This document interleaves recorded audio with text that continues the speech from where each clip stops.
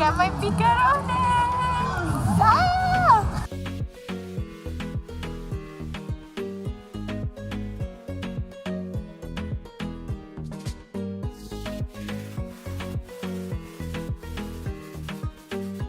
Hey, what's up guys? It's Big Daddy Quinn here again. Welcome back to my channel.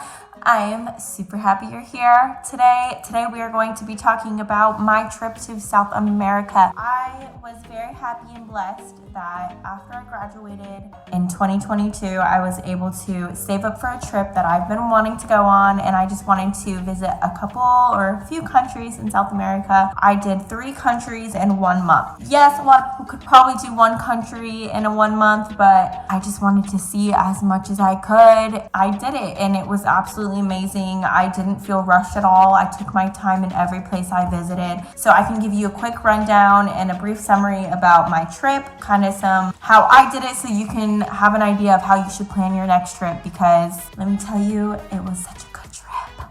I know that you are going to enjoy this video, so please go all the way to the end so you can hear all about it. If you do like this video, you know the drill.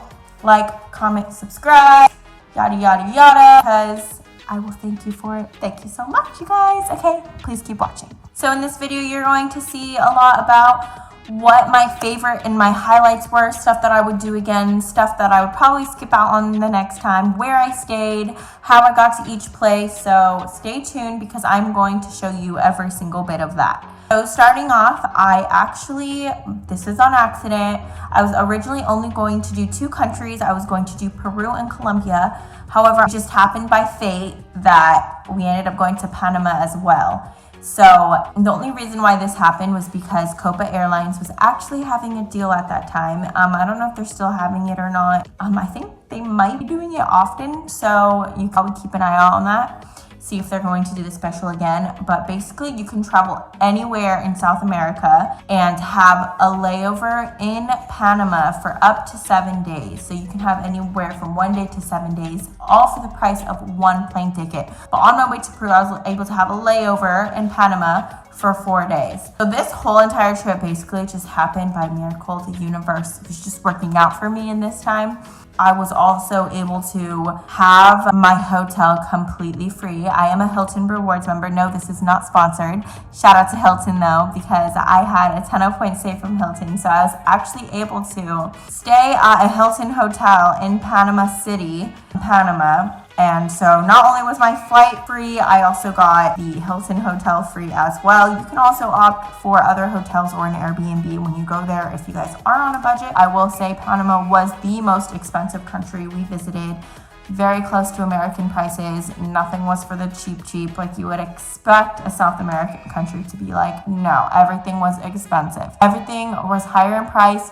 However, it was still a really good time and I just worked out so perfectly. So we first stopped in Panama City. So if you're wondering, what things do they even have in Panama City? Well, first of all, when you think Panama, you think of the Panama Canal. Yes, that is one thing you can do when you go. Because we only decided to stay 4 to 5 days there, we were kind of like, let's just skip out on the canal and just kind of explore other places. I just wasn't super keen on visiting it. I don't know. I've seen plenty of pictures. I was fine.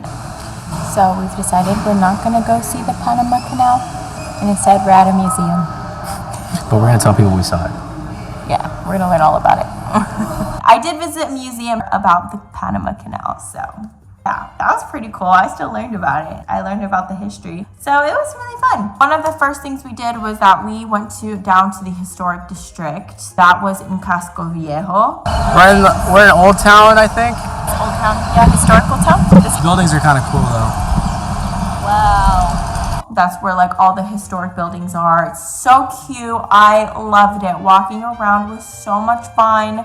It was by the water. It was about a 10-minute Uber ride. And let me just say one thing that was consistently cheap throughout the whole trip was Ubers. Ubers are really cheap in South America, at least for me. I didn't have any problems paying really expensive money for them. Taxis, on the other hand, we'll get to that later. Anywho, it was a short Uber ride from our hotel to Cusco Viejo, about 10 minutes, 15 minutes of traffic. There's people who offer tours. They will probably ask you for money for them, but it is really insightful if you do get a tour. You can also book ahead of time. Tours online. They'll have nice little museums, cute little restaurants everywhere. The highlight for me in Panama was absolutely the nightlife. The nightlife was cracking. It was so much fun. Like, they had rooftops, I kid you not, on every single corner. Like, if you like to party, Panama City is the place for you, because there is a party spots every single corner. Like, we visited a few rooftops that were just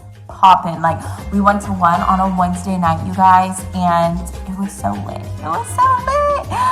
As you can see here in this clip that I'm showing you, I was having just the best time of my life.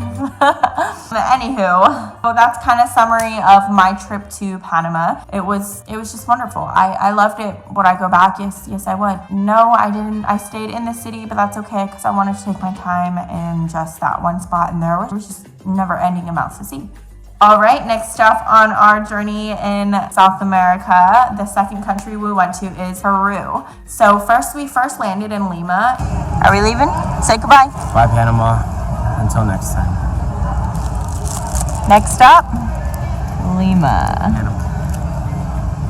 That's where we spent the first little bit of our time in, just because that's where all the flights were going into. I did see a lot on Lima. We decided to stay in an area called Miraflores, and that's supposed to be like the nicer area of Lima. It is a little farther from the airport. It's supposed to be safer for tourists. You could literally walk everywhere in that specific spot. But let me tell you, Lima is really big. It is way bigger than I anticipated. Like, getting from point A to point B took so much longer because the traffic was, I don't know if you guys went to San Francisco, but it was so relative to San Francisco. All the time, everywhere you went, Ubers, taxis, all of that just took way too long. Like, we even tried, if we could, we would go by foot, because that's how bad traffic was. So just a heads up, Lima has a lot of traffic. We did go walk by the water where, you know, when the iconic, I don't know what it's called, sorry, but where the rocks, like the cliffs and the waters hit, like, we got to see all of that. We walked to an area called Lovers Park.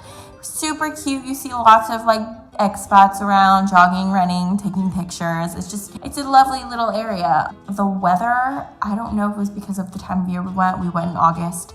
It was cloudy. It also reminded me, because I'm from the Bay, I'm from San Francisco Bay Area. Not humid. Feels like we're like in SF, like weather-wise. It just reminded me a lot of like San Francisco when it's gloomy, cloudy, and cold.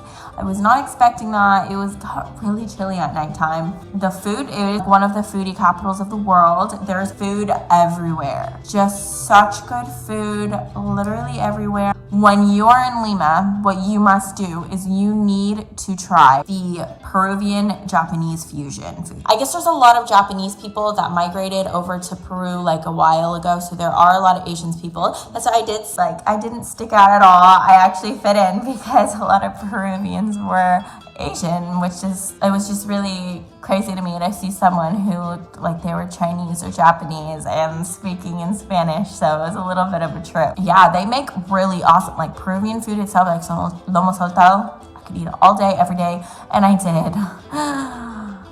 I did get sick of it eventually. It's still so good to me. And like, if you can find like a Japanese fusion restaurant, I did visit one in the central district, like the historic district of Lima. I will list the name right here. We are in Embarcadero 41. I've been looking everywhere for a Japanese Peruvian fusion restaurant because those are really popular out here. That one. So that's the name of the restaurant I visited. It was so good. Like, the food was immaculate. Like, immaculate. Just go. If you need a place to eat, just go there. It's so good. If you like poke. There's one that I found on a Netflix show. It's like the street food of South America. That's what it's called. They had an episode on Lima, and there's a poke spot called El Toque Pez. So if you're into poke, this is the spot, Poke de Pez. There's a line, it looks really popular. He does a really cool twist on poke. The sauce, the tiger sauce, so good. Leche de tigre, So good. Please, it's to die for. All right, so that's pretty much what we did in Lima. We did a lot of walking around. If you want more on that, more in depth about that area, please comment down below and let me know. But we gotta keep moving forward here, or else this video is gonna be 10 hours long. All right, so next step on our tour of South America, we're gonna go head over to Cusco. So we did take another flight into Cusco. And of course, we all know why we went to Cusco. How are you gonna visit Peru and not visit one of the 7 wonders of the world? So yes, we did go to Machu Picchu. So I'm going to give you details on that. But first, when we did land into Cusco, it is way up in like 10,000 feet up in the mountain. I remember getting off the plane and I was like, why am I struggling to breathe so far? I just felt like I had the hardest workout of my life and I did not understand why. And then I remembered, I was like, oh my God, it's the elevation change. My boyfriend and I looked at each other, we were like, whoa. This is intense. This is some crazy intensity. And yeah, we landed in Cusco and then we took a 2-hour taxi ride. We called Uber, but this is a common thing. So if you're wondering, we did call an Uber, but someone in a taxi car came to pick us up, which I know sounds a little strange, but I think that's like a common thing in other countries where you'll call an Uber, but a taxi car will come because they'll probably do both, and that's how they get more customers. But our driver was actually extremely kind. He was very soft-spoken, very well-reserved, made us feel completely safe. Shout out to Climaco. I know he's probably never gonna see this, but you're the one. He's actually the best. He drove us like 2.5 hours to Ollantaytambo, which is in the Sacred Valley. It's on the way. So here is Cusco.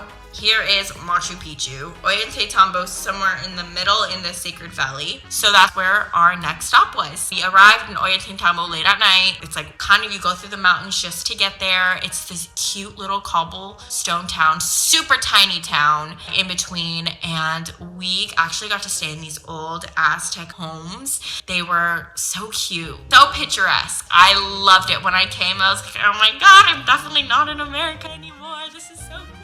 Buenas tardes. Look at where we are.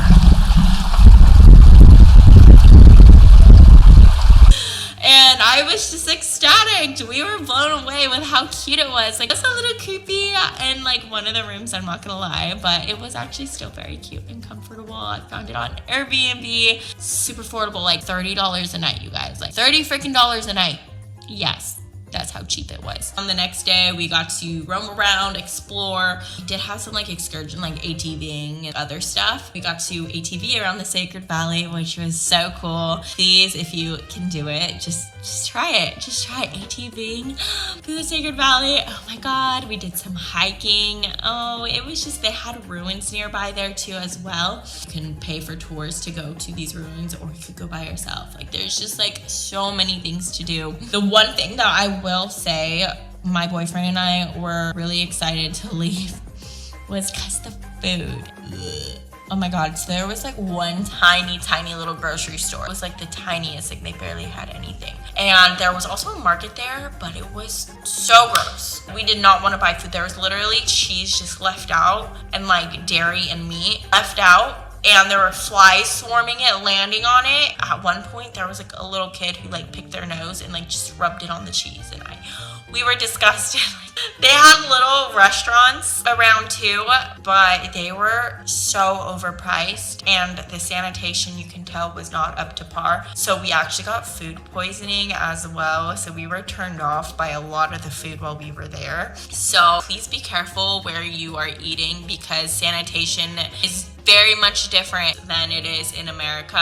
You were more likely to get food poisoning, and we were turned off by all the food there, and we left there so hungry because we didn't want to eat anything. There was one point though, there was a little cart in the middle of this plaza of Ollantaytambo, and she had a little sandwich cart, and she did sandwiches, and she actually chopped fresh potatoes, fresh grilled chicken, and she sold those like chicken sandwiches. And she actually wore gloves. You could tell her sanitation was really good, and she did care about that. And we ended up just ordering from her like twice twice or 3 times while we were there, because that was the best thing we could find, and it was way cheaper because all the restaurants were charging an arm and a leg. For 2 people, we had to pay literally like $60. I'm just like, what is this? And the food was not good. It was not good. It was not it. It was overpriced. No, just no.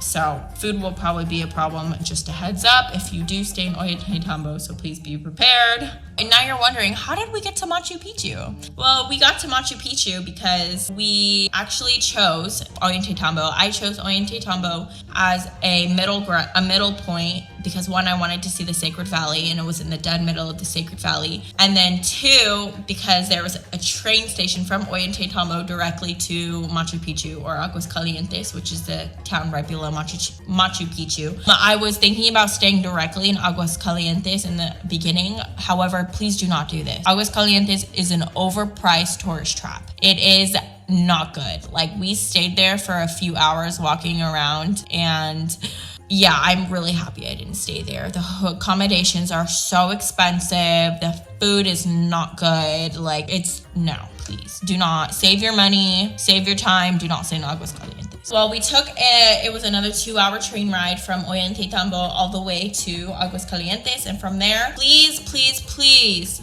book everything ahead of time. Like, you are going to run into issues if not. I saw a line of tourists literally like out the door, just trying to get into Machu Picchu. Like, no. The only thing we didn't buy ahead of time was the bus ticket. We had our Machu Picchu ticket, but the bus ticket up to Machu Picchu you can buy there. That's fine. It was the line for Machu Picchu where people literally waited hours. Like, you don't want to do that. So I kind of like walked past them. I'm like, ha, suckers. That's what you get for not booking ahead of time. So please book ahead of time. We took a bus. It was about a 20-minute bus ride up Machu Picchu, the mountain, and bring snacks and water because they don't really offer that there. You need to make sure you have all of that on you because you will be walking a really long time. I think we walked through the whole thing in like 4 hours. There's just a lot of people and you get hungry. So you could either get a bus up or down, or you could hike up or down, which is the free option if you want to save money. I'm really happy that we only chose to walk down because that was an hour and a half just to walk down the mountain. An hour and a half walking up. Oh my god, the people that I saw walking up on my way down, you could see the look on their face. They wanted to die. My calves were on fire. Just walking down, they were on fire. It is a steep walk down. Be aware. Moving on, we need to keep moving on quickly. After we did Machu Picchu, we went back to Ollantaytambo. It was about a half a day trip to Machu Picchu. So we started at like 6 a.m. and then we ended around 4 p.m. and we were back in Ollantaytambo around 4 or 5. So the day after, we ended up calling our little friend Climaco. He's the best. He actually came and he swooped us and he picked us up from Ollantaytambo. He literally drove 2.5 hours to come get us and then 2.5 hours back. He charged us like $50 and then we tipped him another $20. So we spent a total of like $70 for 2.5 hours. Oh my god. Like, that's how much I pay just to go 30 minutes into the city. Like, bro. Stayed the rest of our time in Peru, in the city of Cusco, where we explored. We stayed in an area called San Blas, which is kind of higher up in the mountains. If you want a good view of Cusco, that is the place to stay. It's also like the nicer area, so that's where a lot of tourists usually stay. We did get an Airbnb like up at the top. It's a very mountainous area, and we maybe paid like $50 or $60 a night, which is not bad. It was such a good Airbnb, you guys, like amazing. Let me send a screenshot here. The pictures did not do it justice. Like, we got a whole view of the city and it was just breathtaking. It was so clean. It had hot water. The bed was comfortable. The kitchen was cute. It was... Shout out to the Airbnb host because she was so sweet. She was so accommodating. This is not an Airbnb for you guys that, you know, may struggle climbing in high elevation because there's a lot of stairs, or if you might have any difficulty just even walking or any health complications. I don't recommend staying in this part. Even Cusco in general, it's a lot of like stairs and a lot of uphill climbing. But I'm pretty sure it's just as beautiful. We're excited. I'm out of breath. There's a lot of stairs, elevations getting to us. You excited? I'm already out of breath. I know. we're out of shape out here, you know. So the elevation, I could see it being really difficult. You can visit the central district of Cusco. It's called Plaza de Armas. They have like a cute little square there where they have like the church and then like a bunch of shops and restaurants. I know there's a McDonald's and a Starbucks there, which I'm gonna sound like a spoiled brat, but I was missing my Starbucks, so it was so nice to see that there. Also, I was also craving like American food at this point in my trip because I'd eaten nothing but Peruvian food, and after the food poisoning, I was a little turned off by it. It was kind of a nice break to eat the McDonald's.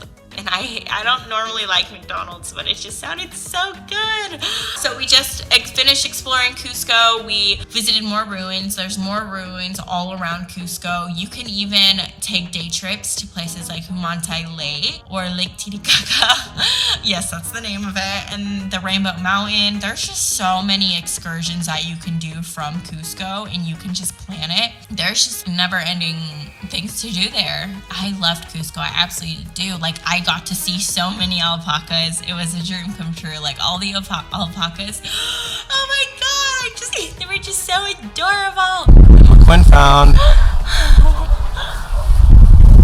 Take a picture of me, baby. Also, just another pro tip. When you are traveling Cusco, you are going to see a lot of girls dressed in these like colorful dresses and attire, and they will have like baby goats and alpacas with them to take a photo. Yes, I did take a picture with them, but they're gonna say, oh, it's free, it's free, it's free, you don't have to pay anything. And then after you take the photo, they're like, that'll be $20 per person.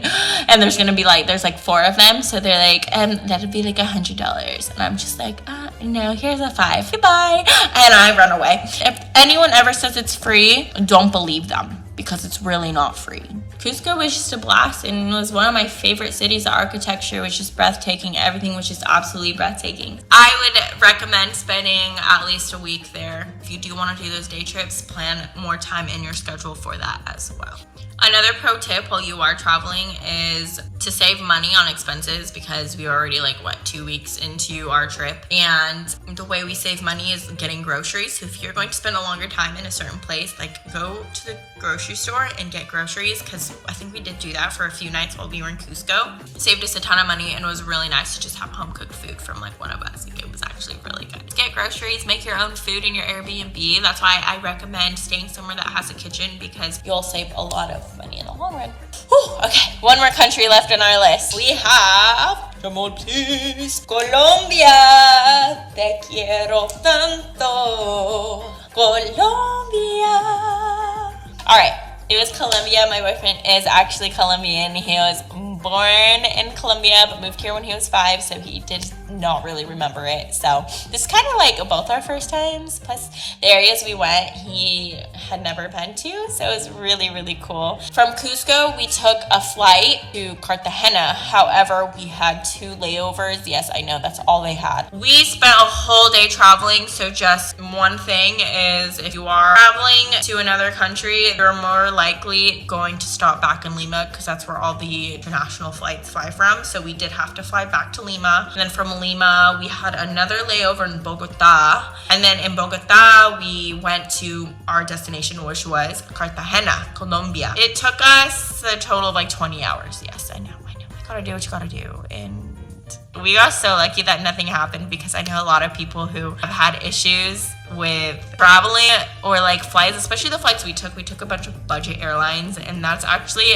a recipe for disaster, because if any of our flights would have gotten canceled, we would have been screwed. But thank you, Jesus, thank you, universe, you are a blessing for keeping us. Everything just went so smoothly, and we made it to all our flights and nothing happened. So we did land in Cartagena late at night. It was a vibe. Yeah, Cartagena is a whole different vibe, like just Colombia in general from Peru, because Peru, you just see the people are more like reserved and laid back, super chill, just very, I don't know, just very nice people. Colombia was a whole different energy. Just people are just more outgoing and energetic and like very like louder, and it was just definitely different. The first thing we did in Cartagena was we did arrive on the weekend, so we did go out and we did party. There is a huge party scene, you guys. Like if you go on the weekend, like it is popping at night. Like people filling the streets. There's bars and clubs literally everywhere. We actually stayed within the walled city, which is kind of like where all the colorful buildings and stuff are. And if you do stay in Cartagena, you guys, please stay in the walled city. Way better. We stayed right around the corner from the action. We stayed on a quiet street, which is really nice, but it was only around the corner from like all the pop-ins places, you know. If you do want to party, they have like the little party, I can't remember the name of it, but the little buses with the colorful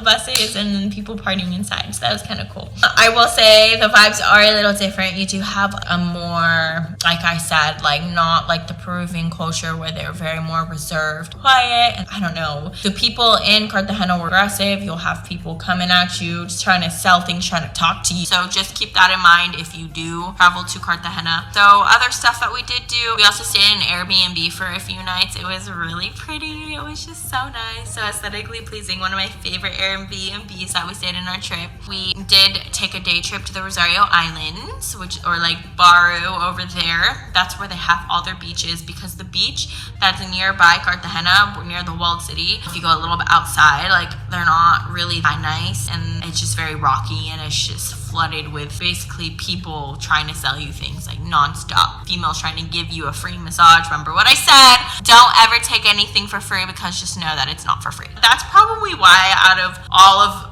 the cities that we visited, I think Cartagena was my least favorite for those reasons. It's a very fun, lively place. I do think it was a little, just for me, everyone's different, don't come at me, but it was a little bit aggressive for me, in my personal opinion. Not going to take the beauty away from it, because it was still beautiful. Anywho, moving on, our very last week in Colombia, we headed over from Cartagena and we took a flight to Medellin. Oh my god, yes, Medellin. Let me just get started on Medellin. It was our favorite place we visited out of all of the places. Cusco coming in a close second, but Medellin was so great. The vibes were definitely different than Cartagena. You do get more sophisticated like Colombians, and they're just like, just the way they speak is just very romantic. Like, I don't know, their Spanish just sounds so romantic. It's really great. Paisa. Yeah, any of you guys who've been to Medellin will know what that means. So one thing I will recommend if you go to Medellin is take a free walking tour. Yes, I did say don't take anything for free, because nothing's ever really free, but this one you can, because it really is free. But I do recommend, please tip your tour guide, because they do such an amazing job, and they literally live off of tips, and you can choose how much you want to give them. Like, it's totally up to you. Please do tip them good, because they do such a good job. And they kind of take you around like the bad areas of Medellin, and they tell you like the history, how they cleaned up Medellin. It was one of the biggest cities known for drug cartels in the world, and the fact that they were able to clean it up, the history behind it is just so fascinating. And our tour guide just did such an awesome job portraying that, because it was just so great to see a country that was so far down now booming, and there's so many more expats around. Of course, you need to keep your wits about you. You need to be safe. Do not be flashing anything. There is one city you do not want to be flashing your stuff in. Walking down the streets with your phone, just be very careful. I was very mindful the whole time, but I did feel safe. If that's what you're wondering, I felt completely safe. We actually stayed in a place called Laureles, which is like a nicer area, but it's a nicer area for locals. So there's two places that people tend to figure out where they want to stay, and it's either El Poblado or Laureles. El Poblado is usually what you'll hear. People are like, oh, stay here because it's nicer, and that's where all the tourists stay, and that's where the nicer buildings are, which is all true. One, it is full of tourists. Where there are tourists, there are tourist prices. So yeah, if you want something more affordable and just as nice, go to Laureles. Also, if you want to feel the culture more and be around the locals more, also Laureles is the place to go, and I'm really happy we stayed there. It is a little quieter. It was much more affordable. We got a whole 1 bedroom, 2 bath, kitchen, everything. The beautiful view of the city, all for $100 or something like that, compared to something like that in El Poblado would have been $200 a night versus $100 a night. So it's double the price. Also, I did visit El Poblado for a little bit during my stay. Wasn't that impressed. Like I said, it's just really expensive. I don't know. Also, I heard that people are more likely to get pickpocketed or robbed in that just because it's a tourist area. People who do stay there tend to be known to have money. Like I said, I didn't have any issues, but it is a common thing known that that's where most tourists get robbed as in El Poblado. If you want some partying, Medellin has great party scenes. So we spent one night at La 70, which is the party scene in Laureles where all the locals go. It was a whole strip of bars. They have like their nightlife there. That was so much fun. I loved it. It was just a good time. And then we also stayed at Provenza, La Provenza in El Poblado, which was really fun. It was cracking, like it was popping, like tons of tourists and locals everywhere, just everywhere, packed, tons of clubs and bars, but cover fees were literally way too much, really expensive. Another thing is I actually did have one scary experience while I was in Medellin. It actually was in El Poblado, and it was when we were in La Provenza, when we were going out, and it happened at the club we were at. Basically, yeah, if you want to hear that story, let me know down below, because I will tell you that story in a story time. It's not a very long one, but it was still kind of scary because you just never know. You just gotta be safe. Just be safe, you guys. Other than that, it was such a good time. Another highlight of my trip in Medellin would be Comuna 13. So amazing. It's this little town up in the mountains of Medellin, because it's also like a mountainous city. Another one of those that have been transformed after the drug time period of the cartels and stuff like that. So just seeing how it transformed, taking a tour on that is so amazing. And let me tell you, Colombian micheladas. I still want to figure out how to make it because I don't know where to find them. And those was the only place I could find them that good. So amazing. And it has an amazing view of the city. Just absolutely gorgeous. It was fun. You just see like the locals dancing and just a wonderful time. Just everyone's just so happy, and it's my favorite. Those are my favorite moments, is when I'm around locals who are just completely happy and thriving. It's just it's so amazing. We also visited Guatapé, which is a really fun tourist thing to do. It's a 2-hour drive outside, or taxi drive outside of Medellin, and it's a cute little town, and they have like the big rock. They don't really know what it's from. They say it's like a meteor or something like that, but you can climb all the however few hundred, 500, 600,000 steps, however many it was, to get to the top so you can see a beautiful view of the lake. I will say it was a little underwhelming. Would I have done it again? No. Am I glad I did it? Yes. I am happy I did it. But oh my god, fun story about that is everything closes really early in Guatapé, like really early. And I remember we were sitting there eating dinner, hoping we could just catch a taxi or an Uber back. I checked Uber, literally nothing leaving there at all whatsoever. We walked outside, not a taxi in sight. Not a single taxi in sight. So we start to have a little meltdown, like, how are we gonna get back home? How are we gonna get back home? Like, it's only like 6 or 7 at night and there's like nothing available. So we tell our server at the restaurant we were eating at, and we were like, look, like we need to get back to Medellin. We don't know how to get there. They're like, oh, well, the last bus is leaving at 7:15. I think it was like 7:05 or something like that. We were like, what? Stop. It's the very last bus going into the city. Oh, it was so scary. We paid it. We booked it. We ran. Guys, we made it to this bus with like 2 or 3 minutes to spare back to the city, and they had none others leaving that night. Another bus saying, by God, if you do plan, please have a way to get home, because that would be terrible. The food is so good. Oh my god. Oh, and that's another thing when you're going to Medellin, to eat. And it's actually harder to research like what to eat. And there was one time we literally couldn't find anything to eat because nothing was open. It was a Sunday. Everything closes early on Sundays in South America. Like everything closes at like 5 or 6, or doesn't open at all that day, like at all. So we couldn't find a single place to eat. We were driving around in our taxi, like asking, can you pull up here and see if this is open? Can you pull over here and see if this one's open? And finally we find one, and it's just this cute little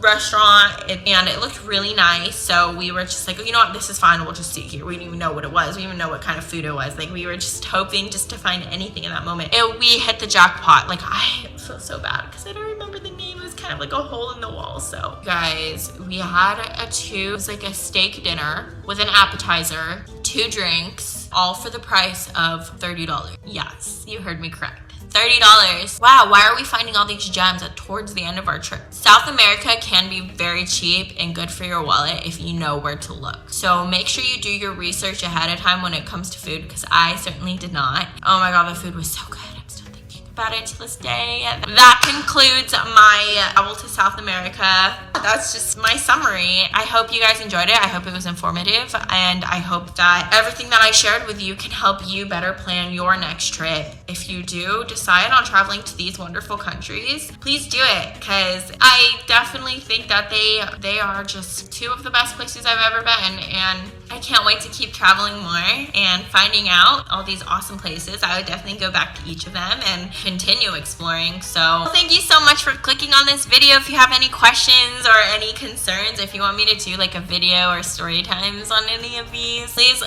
let me know down below. I will absolutely, positively be happy to see them, because I need more ideas for my videos. All right, well, Big Daddy is about to check out now, so Big Daddy out.